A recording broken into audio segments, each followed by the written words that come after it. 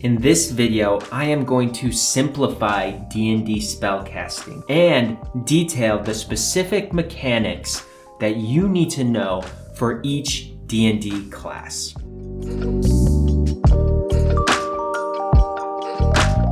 In D&D, every spell is associated with a level. These levels range from 0 to 9. Let's start with level 1 through 9 spells. Level 1 through 9 spells are a limited resource, meaning you can only cast a certain amount of each level spell before taking a long rest. This mechanic is represented by spell slots. Your character will gain more spell slots as they get stronger. Here is an example. A character has 4 first level spell slots and 3 second level spell slots. The character casts a second level spell. After they cast the spell, the character now only has 2 second level spell slots available. The character takes a long rest, which is basically going to bed for the night, which refreshes all of their spell slots. This means the character returns to having 4 first level spell slots and 3 second level spell slots. The character gets stronger, also known as leveling up, and gains 2 third level spell slots. Now the character has 4 first level spell slots, 3 second level spell slots, and 2 third level spell slots. Now let's return to level 0 spells, which are commonly referred to as cantrips. Cantrips are spells your character can cast at will. This means there is no limit to the amount of times your characters can cast these spells. So cantrips can be cast an unrestricted amount of times, while level 1 through 9 spells can be cast a limited amount of times, as dictated by your character's available spell slots.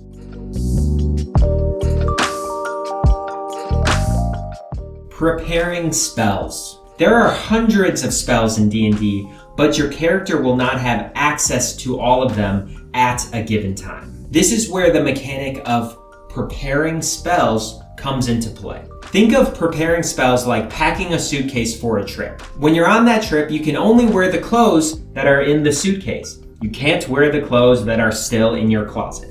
In D&D, your character will prepare spells. Your character can only cast spells that they have prepared.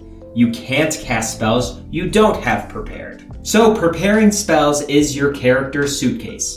Another piece to understand is that every class has their class-specific spell list. This means that your character will only be able to prepare spells in their spell list, determined by your character's class. To return back to the suitcase metaphor, you can only pack clothes that are in your closet.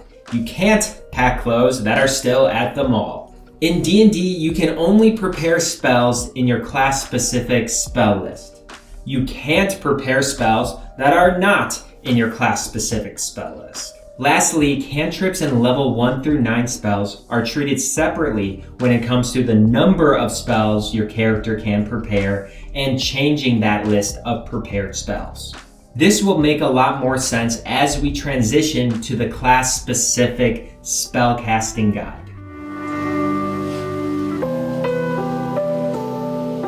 Here's the guide that I'll be using as we step through each specific class. Primary versus partial spellcasters. Primary spellcasters have access to level 1 through 9 spells as they level up. Partial spellcasters will only have access to level 1 through 5 spells as they level up. I won't dive into how many spell slots each class gets at each level in this video, but I would suggest going to D&D Beyond, finding your class, then go to the classes table if you want more specifics. Spellcasting ability. This is the ability score that affects your character's spell save DC and spell attack modifier. Basically, you want a high score in this ability because it will increase the chance of your spell working.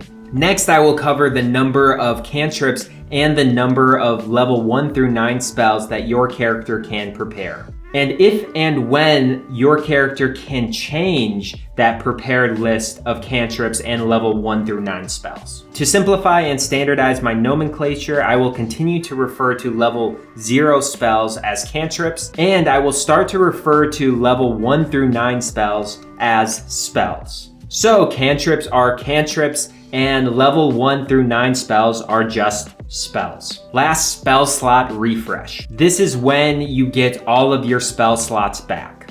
Wizards. Wizards have a bit of a nuance that I will get into. Wizards are primary spellcasters, meaning they get access to level 1 through 9 spell slots as they level up. Their spellcasting ability is intelligence. The number of cantrips they can prepare increases from 3 to 5 as they level up, and they cannot change their prepared list of cantrips. The number of spells they can prepare is their intelligence modifier, which is normally a number between 1 and 5, plus their level in wizard.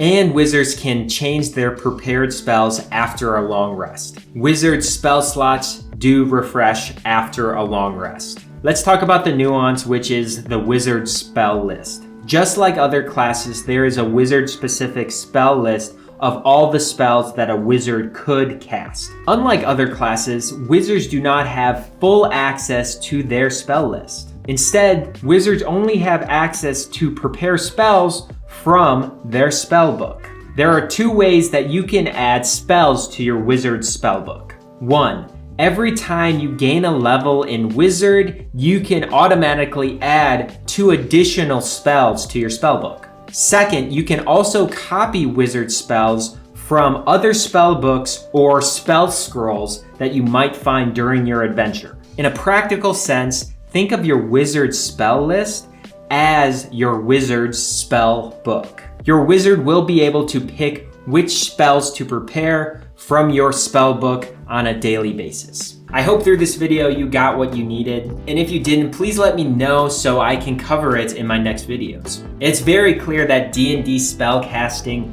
is complex, and in my opinion, needlessly confusing, and I hope that in future iterations of the game, they make it a lot more streamlined to reduce the learning curve for the game. But if this video was helpful, please consider liking and subscribing to my channel, as I will be continuing to put up more D&D content. Oh, and if you're looking for a D&D game, I made a video on my top tips to finding a D&D game that is right for you. As always, I'm Brandon, and thank you for watching.